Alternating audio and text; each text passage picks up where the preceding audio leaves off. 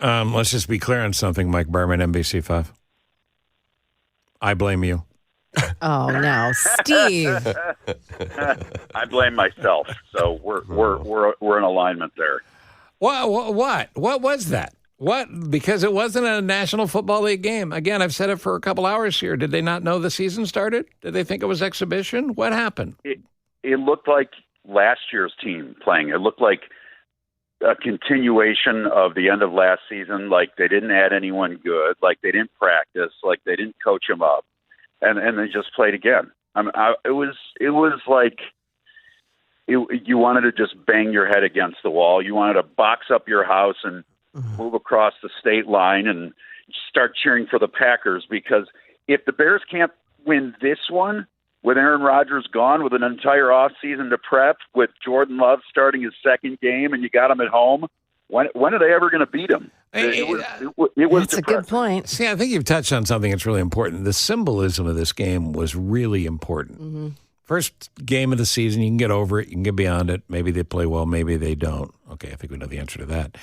But having said that, you had to win that game yesterday because you owed that to Bears fans. How many Packers losses in a row now? 9. 9 in a row. In a row? In a row. I mean, you couldn't write... You know, it's a rivalry, right? Not anymore.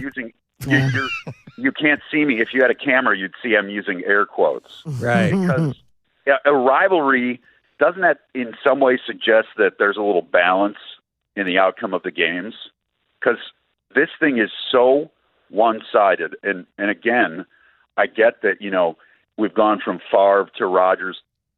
They've been blessed with 2 Hall of Fame quarterbacks, but now to Jordan Love. And I'm not disparaging him because he looked good. I think his skill set is strong, and they clearly believe in him. But if there was ever a time for the Bears to flip this rivalry and build a little momentum against Green Bay, the opportunity was there for the taking. 100%. Now, Justin Fields did not take it. Justin Fields was in the huddle. He had a stick. He had a stick on the ground. He was going, you go here, you go here, you go here. One guy turned left at the Chevy, and for a brief, shining moment. Blitz coming from Green Bay. Fields loads up to one end zone. That's Mooney. He's got it. Touchdown, Chicago. And we thought for a second. We thought this could be a game. Well, hold on a second. That's pretty good. But then. 3rd and long. 4-man rush. Fields stands in, delivers. Intercepted. Quay Walker's got it. Looking for blocks. Walker still on his feet. Walker's still going, looking for the end zone. Quay Walker is in. Touchdown. Mike Berman, NBC5. I don't know. I don't know.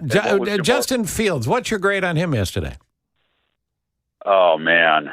I'm going D. Yeah, me too. And that one was demoralizing because not only did it, you know, officially signal the end of the game, put out of reach, but it was like those are the throws that you thought Justin Fields had moved past making, you know, where he slings one over the middle. He doesn't see Quay Walker there, a linebacker, and instead of taking the check down, the safe pass, even though, yes, they needed to make, you know, they needed to get down the field and pick up chunks of yards to have a chance to get back in the game. That's the throw you can't make. That's the throw that we've heard he spent the offseason working on to be a better passer, to avoid making. And then he uncorks one that gets picked off, and Quay Walker bounces off guys like a bowling ball, like a pinball, and gets in the end zone. And time to go back to the South Lot after that and fire up another adult beverage, because that was it. Now, if you want to see how an NFL team actually plays, I guess you got to pay attention to somebody like the Dolphins. Wazakoma is in the backfield.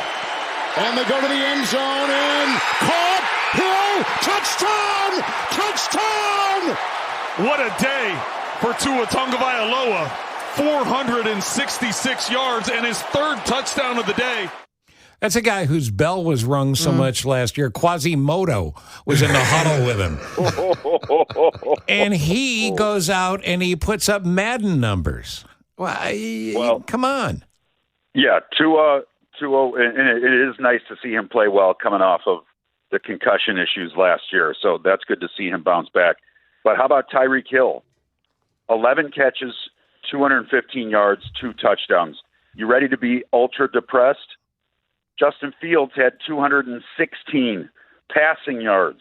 So one more passing yard than Tyreek Hill had receiving yards. That's just ridiculous. All right, so after the game, were you in with the coach, and what did they say, and how do they justify their jobs?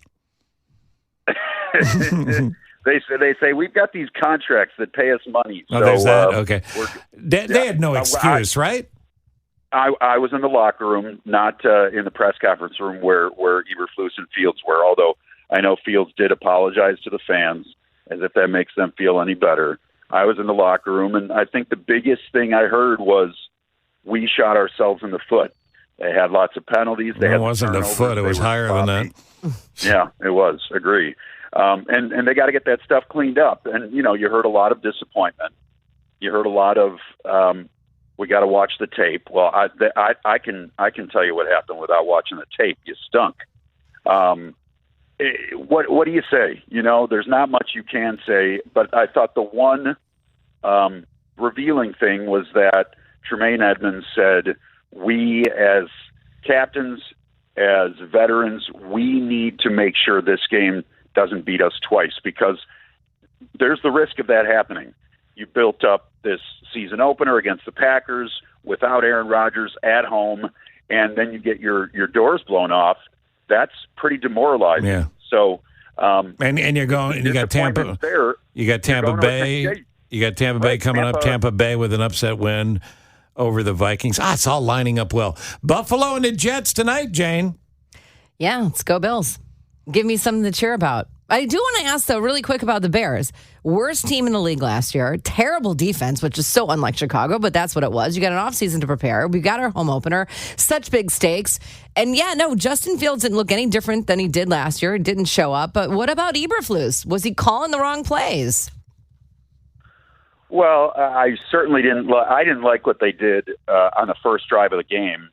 Coming up near midfield, they bring Cole Kmet under center, and a sneak there doesn't work on 3rd and short, and then they go 4th and short and go for it. I guess I like the aggressiveness there, but all they did was a couple of sneaks up the middle. Maybe get a little more creative there. I get that those are high percentage plays, so I don't disagree with his aggressiveness, but he's got to have his guys more disciplined and more prepared going forward, because they weren't either in the loss. Yeah, and I got to tell you something. We live in an era of the coddled modern-day athlete. This is an old guy on the porch talk.